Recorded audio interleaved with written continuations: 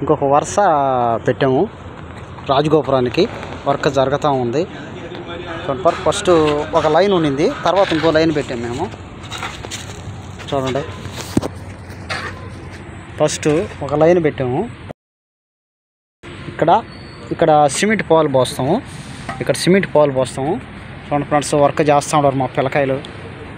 ఇదిగో అక్కడ సిమెంట్ కలుపుతూ ఉండడు. అక్కడ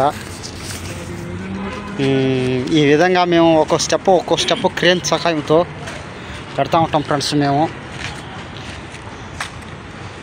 చూడండి, రెండో స్టెప్ ఇది చేసాము ఫ్రెండ్స్. మేము ఈ విధంగా ప్రతి స్టెప్ ఇక్కడ మొత్తం టోటల్ ఇంకా 55 అడుగులు హైటు వస్తుంది గోపురం. టోటల్ పైకి 55 అడుగులు పెడతారు.